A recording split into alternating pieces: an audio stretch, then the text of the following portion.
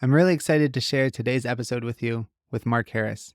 His background was as a former federal prosecutor, a co-head of the Appellate Group, and an experienced white-collar criminal defense lawyer. With all of that, his journey is nothing short of impressive.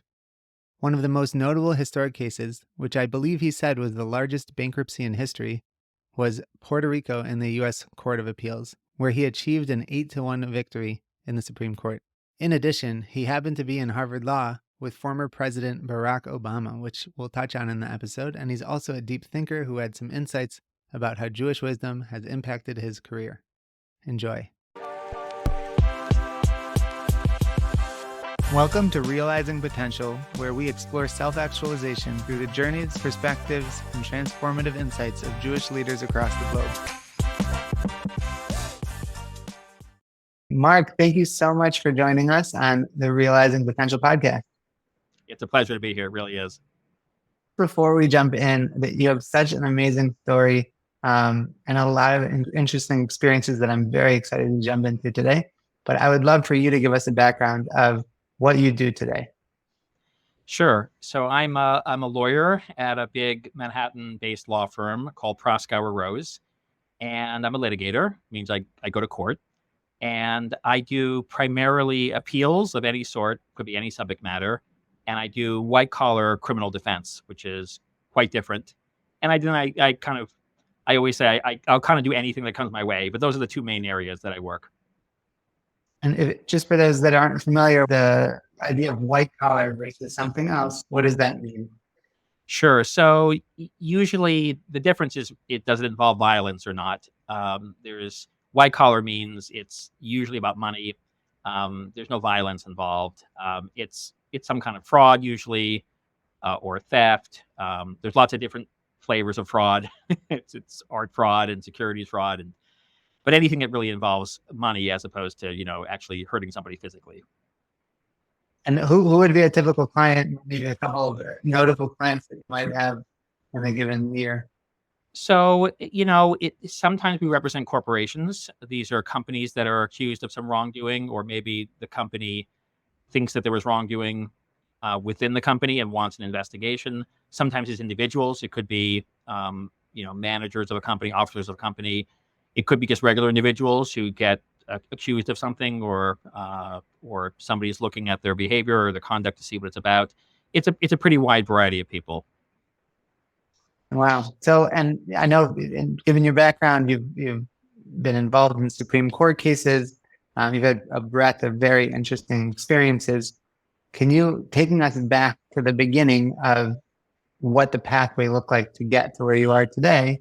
Maybe if you can tell us a little bit of that story, even how you decided to go this route with your career in terms of law, and also how being Jewish and was incorporated into that story. So I always joke that I did everything out of order. I went to law school first and went to yeshiva later. So law school, I think I was interested in really because I didn't really know. This is always the trouble. You're going a little bit on guesswork of what you think you might like. But when I was in college, I studied philosophy. I found reading texts to be really interesting. I like to argue. I guess that's a good sign. And I thought, law might be a good way to use those interests and skills. I didn't really know what I was getting myself into, but I enjoyed law school a lot. And then practicing law has been interesting to me. I mean, I was a prosecutor for a number of years, and it's sort of a natural thing that you go from being a prosecutor to switching sides and becoming a defense attorney, because now you know all the secrets. But the appeals was something that I had the good fortune of having a number of clerkships where I worked for judges who were appellate judges, and I got to see a little bit of the process from the inside. And the intellectual rigor and excitement of working on cases and arguing them in front of judges who are very smart and very sophisticated, I found that just to be fascinating. So it kind of hit all of the keys, on the keyboard in my head to work for me. When you were in these court cases, growing up on TV, you see these crazy cases. When it comes to the actual case itself, is it true that there's excitement in the room, or is it, for the most part, preparing is the excitement and then the room kind of runs the way you would have expected it to?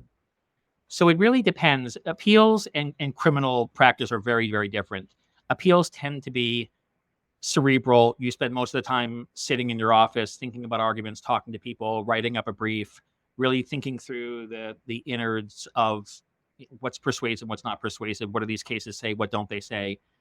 Criminal practice is very different. Criminal practice is much more, you're on your feet, things are happening. You're not always in court, but when you are in court, yes, it's actually much more like the movies and like TV than you think it will be. All Wow. kinds of all kinds of crazy things happen in court. And the way I usually think about it is there's sort of lawyering in real time, and then there's lawyering, sort of lawyering back in your office. And what most litigators do is they're lawyering back in their office. They're preparing things, but it's not happening at the moment. Criminal practice is happening especially when you're in court on trial, at that moment. Things happen. You don't expect them to happen. Witnesses say things you don't expect them to say. Evidence comes in funny ways. All kinds of strange things happen. And that's the excitement of it. Is there anything you've done in your background that prepared you for that aspect of the job? No, no, I didn't even take an advanced criminal procedure class in law school. I took basic criminal law. I didn't know I was going to really want to do that, but I think most people become prosecutors for a combination of reasons. One is it's getting the training of being able to appear on your feet is a great experience. It's fun to wear the white hat. I mean, you're protecting society. You really are. And then there's just the adrenaline thrill of doing the work. But I don't think I could do it forever. There are people who do it, their whole careers, their lifers. I did it for about 5 years. It was incredibly rewarding on every level, but I don't think I could do it for the rest of my life. Mm-hmm. What about it was it just the level of work, or what makes you need to move on? I think so. In my case, I think I enjoyed the work, but it did take an emotional toll. I think even when you're putting people behind bars who ought to be behind bars, it's not easy to do. I mean, there's an aspect of it which is harsh. You have to be very aggressive, appropriately aggressive, but what you're doing is tough work. And I found it just emotionally, I don't know that I was necessarily the best suited for it. I liked the work. I think I was decent at it. But the defense side seems to sort of come more naturally to me. That it's in some ways the defense side is much harder because you have fewer tools to work with. But I find it more rewarding. You're really helping people who are in a very tough situation. And when it comes to being Jewish in that environment, does that play a factor? Has it contributed? Is it something that you are mindful of as you're going through your day? So, when I was a prosecutor, it's actually interesting. I took a break. I was in the middle of a 3-year commitment when I went to learn in Israel. And so I literally went from, I had my last criminal trial, in sometime in the spring of the year I went. And then a month later I was in yeshiva. And I would occasionally that year get calls because I was still employed by the U.S. Attorney's Office. I'd get calls, and I can't describe what the culture shock was like to get a call from upstairs in yeshiva, and I get on this old phone, and somebody would say to me, "Oh yeah, hey Mark, we picked up that guy who was wanted for that gun case. We're thinking we're going to present him tomorrow. I don't know. I mean, do you really trust the cooperators who are testifying against him?" And I'm like, whoa, wait, what are we talking about here? Wow. So in a sense, that's a roundabout way of answering. The Jewish part of it, I guess, first was definitely was a hard thing to mesh these two parts of my life. But I feel like now very much it is part of my life. I mean, I think being Jewish and caring about my Judaism informs everything I do. It informs the way I approach cases, the way I understand sort of what my ethical obligations are as a lawyer, the way I make my arguments. It goes all the way down to the bottom of everything I do. Meor's vision is to create a vibrant Jewish future led by a new generation that is literate in Jewish wisdom, culture, and heritage, inspired by a deep personal identity, committed to strong Jewish values, and engaged in Jewish community, civic life, and support of Israel. You can find a link to donate in today's show notes or head to meor.org/donate to help Meor inspire, educate, and empower the next generation of Jewish leaders. And you mentioned that it was hard at the beginning, but then it transitioned. What was that process like? I guess, I guess some of it was just adjusting back to being, in America. I mean, when I was in Israel and I felt a little bit like I wasn't really leading a double life because I was doing something different, but it felt like my life was still there in America was very different from the life that I was living in Israel. Now I think it all meshes together. I think some of it is just becoming comfortable. There's nothing more exciting to me than when I realize that something I've learned in Gemara or whatever it might be somehow has an application to American law or vice versa. That's not the only aspect in which they connect. But when that happens, it's just an example of something that's really exciting that I love doing. Do you have an example that comes to mind when you think of it? I don't know if that's a fair question to ask. Sure. No, that's fine. I'll tell you, when I first worked here, one of the very first cases I had was a case involving a guy who had been offered to buy shares in a bank, which was converting from one form to another form. This was something that people did a lot in the 90s, and you could make a lot of money very quickly. And there was an accusation, which was that he had sort of cut the line. There were only so many of these slots, and he had taken one that wasn't his for taking. And the question was, is where you stand in line, is that property? Which is a very abstract, weird question. I was really about a month out of yeshiva when I got to work on this case, and it suddenly occurred to me, oh my gosh, this is the question of Tovas Hana in Bava Metzia. Wow. This is, there's a question in Bava Metzia, which is when if you have to give over certain gifts to a Kohen, and what if a Kohen just grabs something, which he's allowed to get it, but it really was you weren't intending to give it to him, you were intending to give it to somebody else. Has he stolen something or not? It's his for the taking, but he wasn't the one who was supposed to get it. It's really very, very similar question. The question is whether Tovas Hana is mammon. Is that property or is that not property? And I was just blown away that this is the same question. That's incredible. Okay, I have so many things I want to ask about, but I want to say one more thing about the background that you just mentioned is that you decided after successfully, breaking into a career, which often can be difficult, getting started and getting experience, but you had a few years of experience into your career, and you decided to kind of dig in and explore Jewish wisdom and explore your relationship with Judaism. What drove you to do that? So one of the first jobs I had out of law school, I had the opportunity and the amazing opportunity to work at the Supreme Court, and I did that from 1995 to 1996. And when that ended, I was exhausted, and the question was really sort of, what do I do next? Make a long story short, a friend of mine heard that there was a rabbi in Washington, D.C. who was giving classes on Judaism. And I thought, okay, well, I'm not doing anything else. I might as well go. I always wanted to learn a little bit more about Judaism. And I went to these classes, and it didn't come all at once, but I got hooked, completely hooked. I found them, and this is a whole story into itself, but I found them absolutely fascinating, life-changing. And but meanwhile, I was in the process of this. I accepted a job, this job I just mentioned, to go work as a prosecutor in New York, and I'd taken on a responsibility. So I thought, well, I'll be in New York. I'll kind of just learn as much as I can while I'm in New York about Judaism. And that took about 2 years, and then I realized I can't. I got to go do something more serious than this, and that sent me off to Israel in the middle of the job. Wow. So you had mentioned what it's like to be a prosecutor, and you've talked a little bit about your journey to getting here. But now I'm very curious because you have experience working with the Supreme Court. You met Justice Stevens. Tell us a little bit about what it's like to be arguing a case in front of the Supreme Court. So I had two encounters at the Supreme Court. One of them was that I was a law clerk for Justice Stevens for a year, which was, you're helping the justices do their job. That's and it's an opportunity of a lifetime, and really was an amazing experience.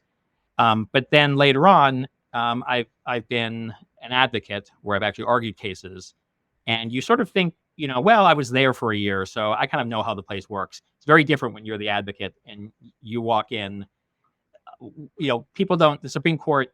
I remember one of my rabbis in Washington D.C. He liked to go watch the Supreme Court, and I remember thinking that's so interesting. Why is that? And he said, it's one of the few institutions, and this was 20 years ago. But he says one of the few institutions left where there's a sense of respect.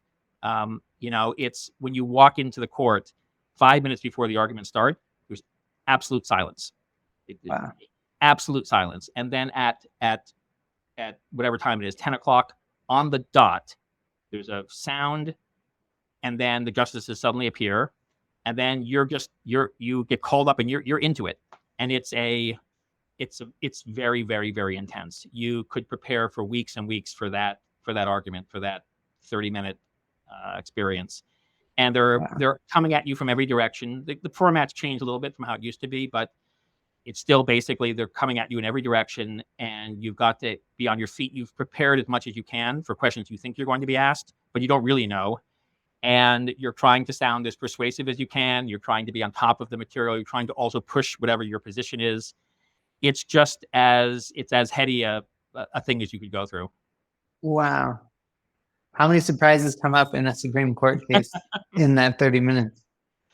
Sometimes the justices ask a question. Somebody once explained this to me. You can know the question. You maybe even practice answering the question, but sometimes there's a way that it's asked slightly different, and you realize, oh, there's a piece of this I didn't really think through. And that's the scary part. It's not scripted. You don't know what they're going to ask you. They can ask you anything. And so usually you don't get caught completely off guard, but sometimes the question will come out in a way and you'll realize, gosh, this is something I'm not sure I know how I'm going to answer. I'm going to do my best. Wow, that's incredible. So you've met Justice Stevens. How close are you in a clerkship to the actual justices themselves? Is it something where you get to directly connect with them, or are you just supporting them? Yeah. No, when you each justice has basically 4 clerks, and chambers are very small. So it's basically the justice, the law clerks, and then, a secretary or 2. Every chambers is very, very, very small. You're working one-on-one with the justice. Justice Stevens passed away 2 years ago, I think. He was maybe 3 years ago. I forget, with the pandemic. He was 90. He was 99, I believe. He was just an amazing person. He was just brilliant, kind, just really a remarkable person who had done everything. He had been involved in World War II. He had all kinds of different positions in the law, and he was just a gentle, wonderful person. So that's not the only experience you've had with some high-profile people. Just jumping back for a second, in Harvard Law School, I heard that you also crossed paths with Barack Obama as well.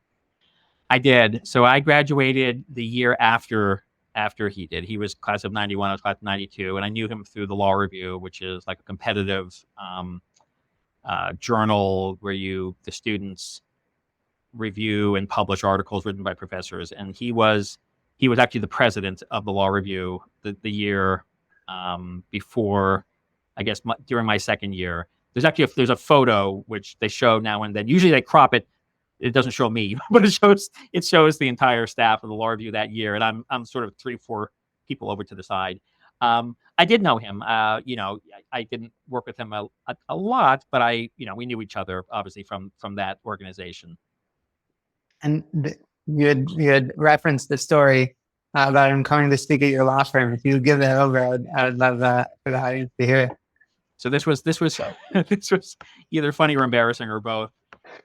I had started at this law firm in 2006, and he was, I believe it was the summer before the election. So I think it was 2007, the year before the election. I don't think he was yet the nominee, but my law firm invited him to come speak at lunch. And I thought this would be fun. I get to see him. And then I discovered that he was coming on Tisha B'Av, which, is the saddest day of the year. And, it's customary that you look pretty disheveled and you don't brush your teeth. And so I remember saying to my wife, "Oh, this is really too bad. Obama's going to be at the firm, and it's too bad I'm not going to see him." And she said to me, "Why are you going to see him?" And I said, "Well, it's Tisha B'Av." She said, "So?" And I said, I don't know. I don't feel appropriate going in and sort of shaking hands and this and that with him." And she said, "Well, why not?" I said, I don't know. It just seems like I'm not going to be, it's not the right mood."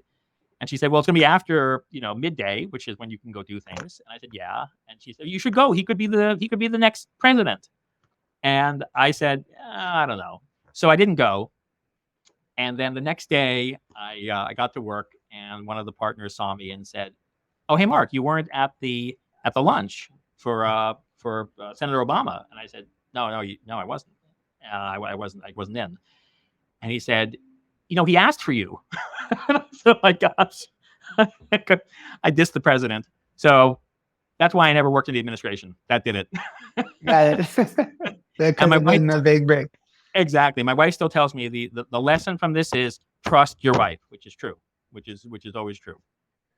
So President Obama, Justice Stevens, and there are a couple small things that you had mentioned when we first talked about Puerto Rico and the case that you argued there, being the biggest bankruptcy in history. Can you tell us what it was like to work on that case and finally argue it? Sure. This is an ongoing case that my law firm is involved in in helping Puerto Rico get out of its financial troubles. We represent a board that was created by Congress to help oversee basically the restructuring of Puerto Rico's finances. So it has lots of little pieces to the case, but one piece was something that went to the Supreme Court, and I argued in January. And it was a fascinating question about whether Puerto Rico and this board, as the agent of Puerto Rico, could be sued at all. It's a question, a very deep legal question, goes back a couple hundred years about whether certain governmental entities have immunity from suit. So this was, again, this was just sort of the chance of a lifetime to go argue this. It all happened very, very fast. We found out we were going to be handling the case in October. The Supreme Court accepted it. You have to first ask the Supreme Court to take your case, and they only take a tiny, tiny fraction of cases. They get, 8,000 petitions a year, and they hear about 80. So it's like 1%. Wow. And it was just amazing. It was just when you're doing that, it takes over your entire life. You don't do anything else. It's like you take the phone off the off the receiver off the phone. You don't look at your mail. You don't do anything. It's just all you're doing night and day is thinking about your argument, and it's the greatest thing you can ever get to do. Wow. And what ended up happening with that case? We won that case 8-1, which was very, very exciting. It was, it was just, it really was great. Incredible. Okay. Well, are there any other notable stories you would want to mention, or should we jump? I feel like this is like, master class in some crazy, if there's anything we missed, maybe we could have you back on. I'd love to hear. This is really, really fascinating. No, no, I think those are some of the highlights. If I think of something else, I'll let you know. Well, so fun to hear. So what we're going to jump into now is that at the end of each episode, we go through our 3 deep questions. So the first one is, what is your favorite piece of Jewish wisdom that's guided you in life? So there's a statement in Pirkei Avos, chapters of the fathers, or however it's translated, which is, sort of the go-to place for Jewish wisdom, that I think I had heard it before become religious, but it meant even more to me later. It's a statement from Rabbi Tarfon.